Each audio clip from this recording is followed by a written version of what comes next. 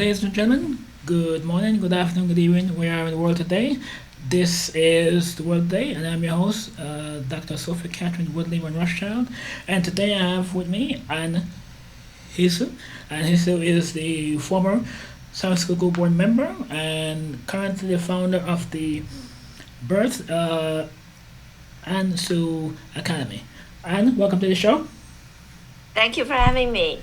Uh, you know, uh, you spent many years as an educator, and you also spent many years in the teaching profession.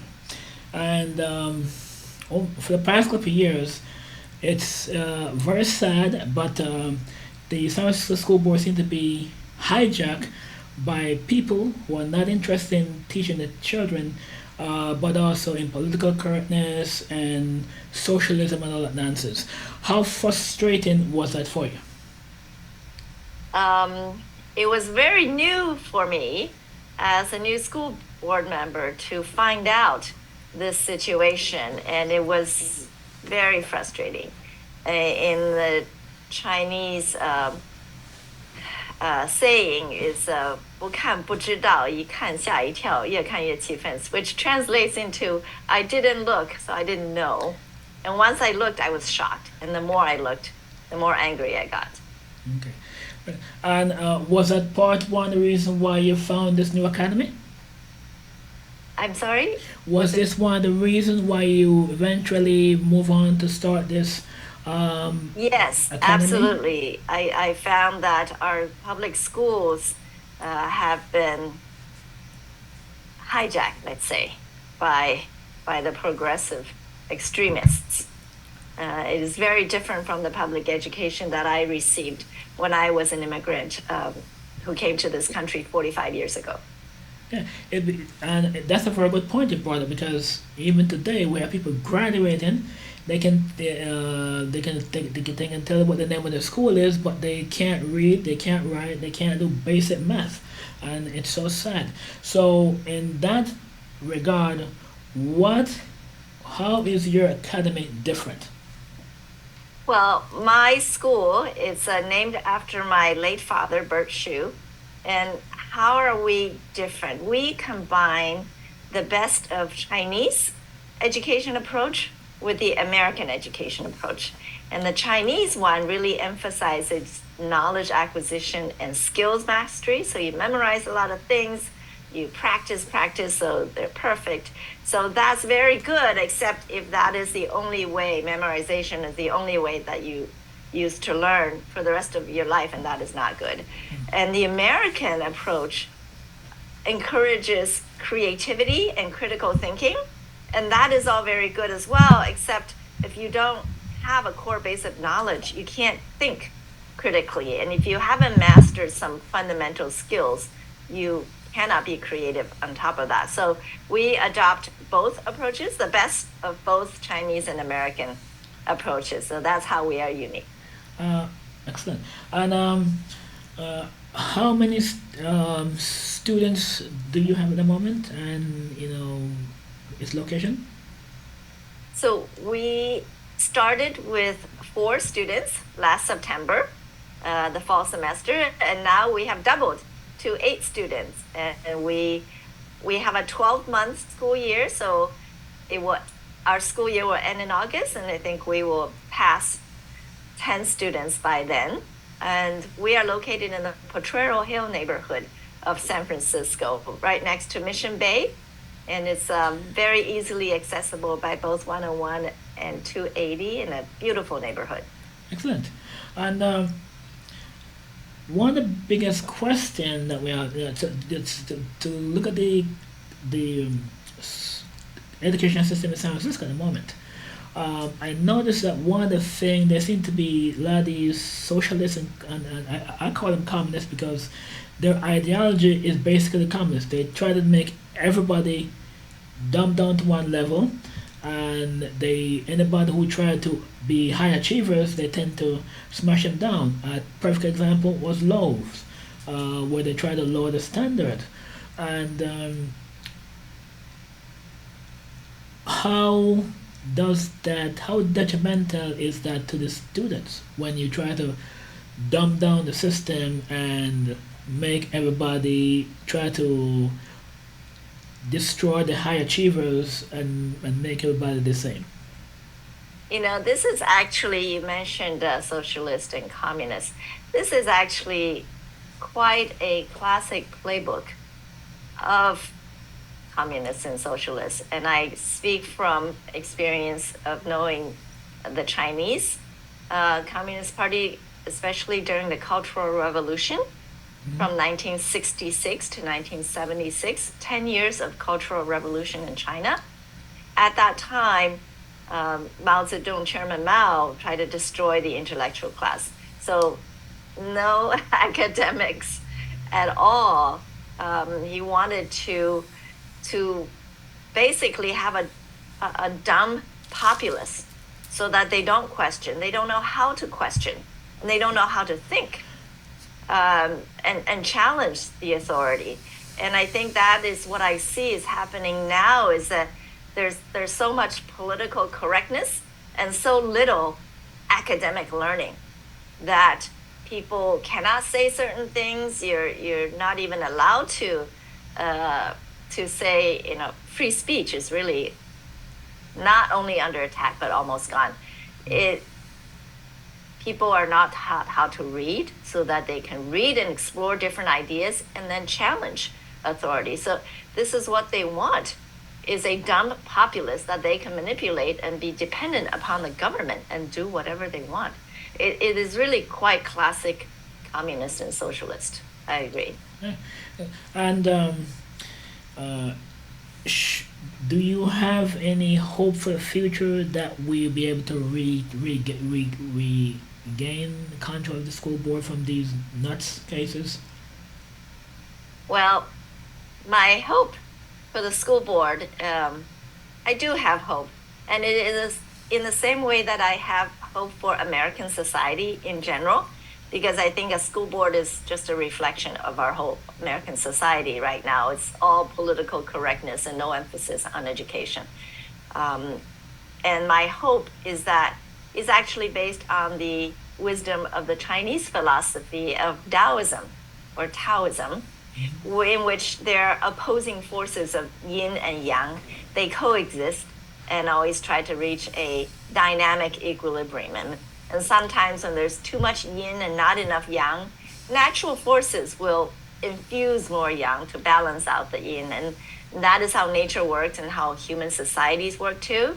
So the only question is, how long will it take to balance out the American society from now? I have no doubt that we will achieve a better balance.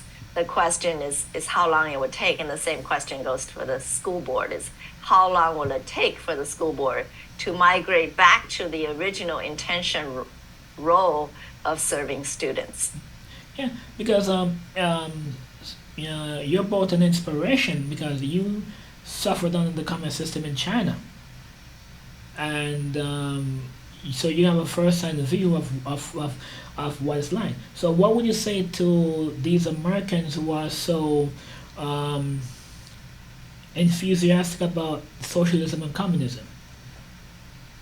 Please learn how communism works, not just in China, but learn how it works in Russia, in Cuba, in Venezuela.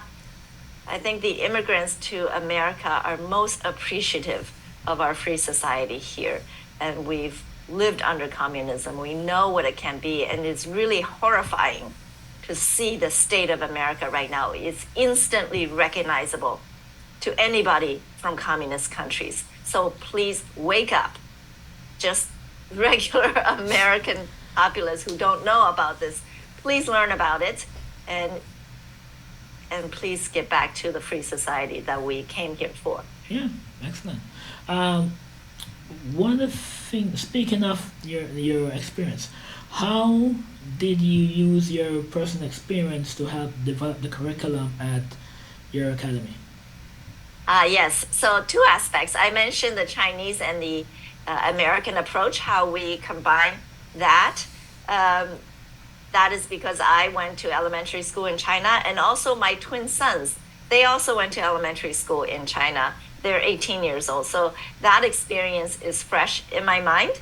So how do we adopt the best of the Chinese education approach and combine that with the best of American education approach? So that's one I already spoke, but the other aspect of leveraging my personal experience is that I have 25-year career in high-tech entrepreneurship. And this is 2024. We're in the age of AI. We must use technology to help us teach students, not just in helping us teach the students, but in teaching the students how to leverage that for their future. So we here have been working on the model of how to leverage technology in our everyday teaching. So for example, we don't have math lectures. So math class is not your traditional math class with a teacher standing there teaching students. Okay, what we use is an AI-enabled platform that individualizes the math education for every student.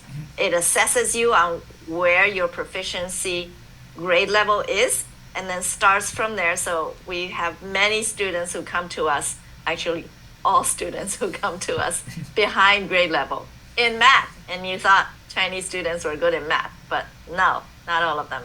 And they come, we assess they're on average 1.5, 2 years behind. And this AI platform meets them where they are, starts them where they are behind, and then fills in all the holes one grade at a time until they catch up and then excel.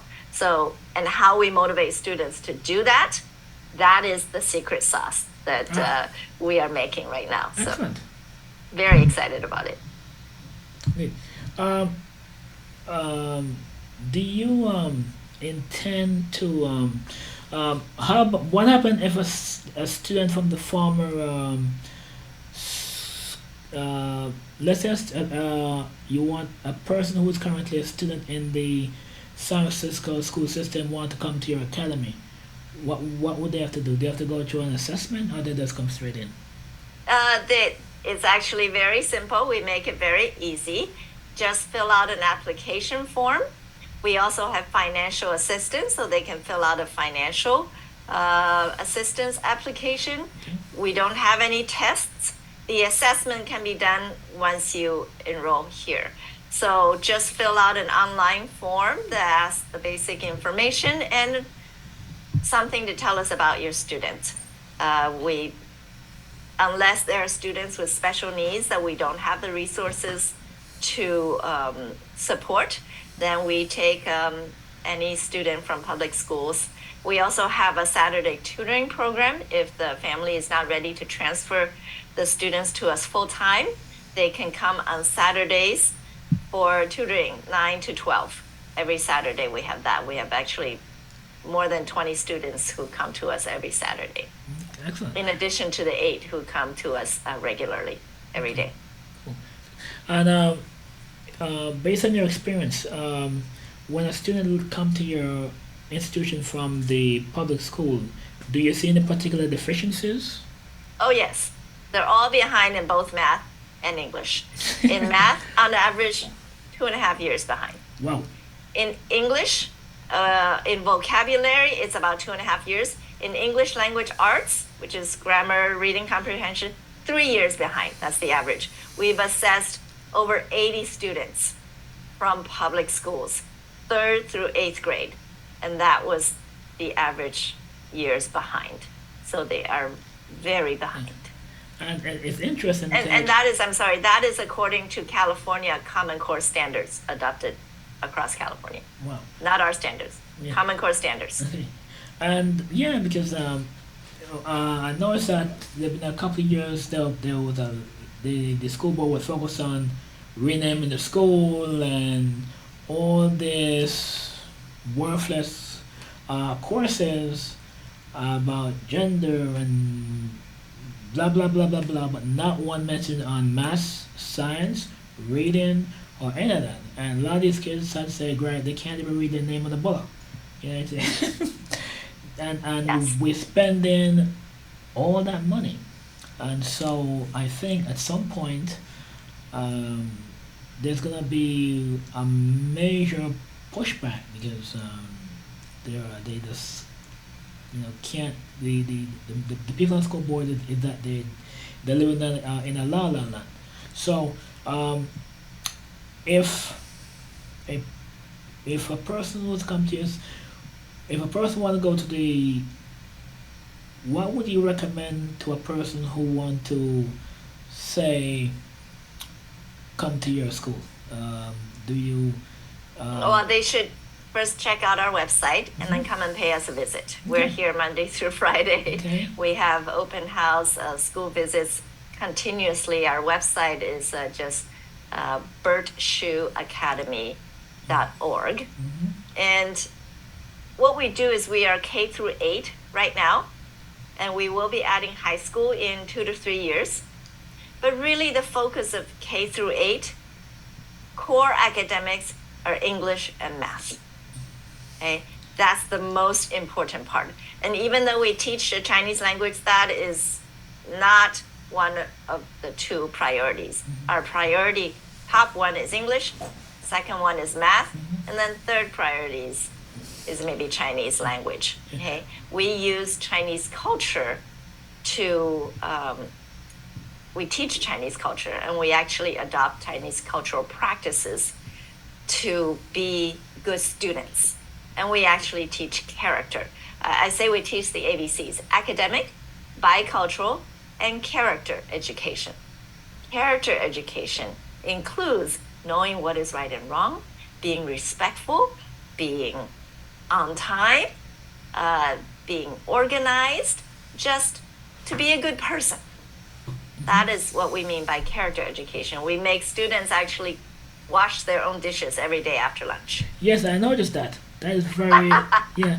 Parents love Yeah, it. yeah. When I was growing up, I went to school in Europe, and in Europe they teach you basic home economics, basic personal hygiene, basic personal concepts, Yes. which I find they don't teach it here. They're multi willing to teach us about gender and BS and BS. Yes, and we also have consequences for if you fail.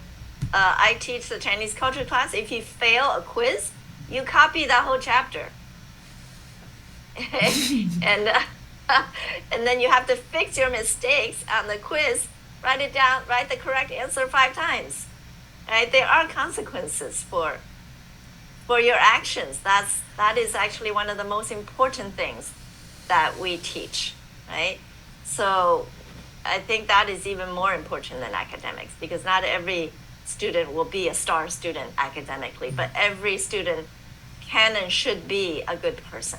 Yes, they. That is actually what we teach at school. That's very, and I noticed that there's been a couple of times in the past people want to teach basic concept of morals and uh, character, and it got shut down because they say it was it's it's that was racist, and I find that laughable.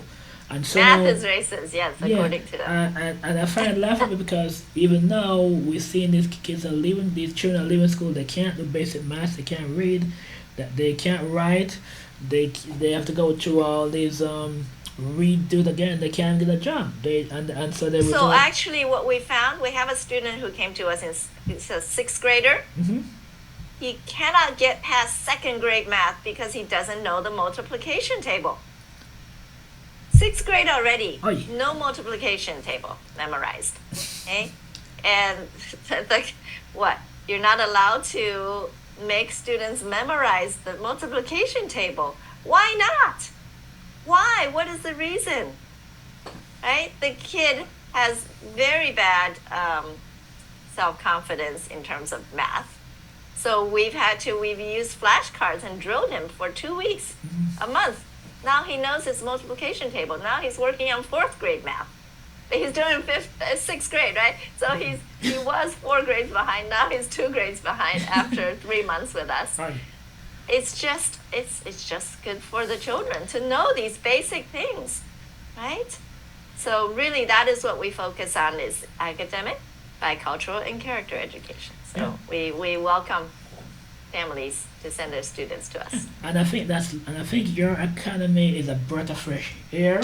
It's an inspiration because it's really recapturing the true nature of what learning is about, not just read a book and take a test and or not results of character, but also the important another important aspect of education is they need to have a grasp of how to think and not get engaged in all these non issues. And that's why I say I want to thank you so much again for taking the time to speak to us, and you're an inspiration.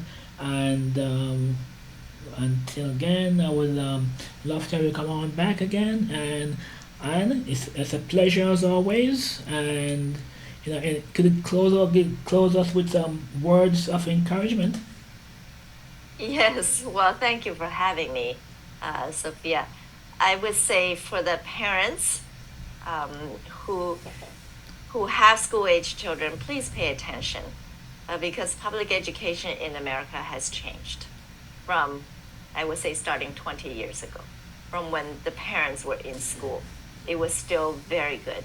But now it unfortunately has changed. So please pay attention to what your students are learning. And if it's not serving them and your family, you can fight back and also do what's right for your students and for your family. And we are here to welcome you. We make our education affordable so that working families and immigrant families who have not the who can't afford to pay $60,000 a year per child to independent private schools.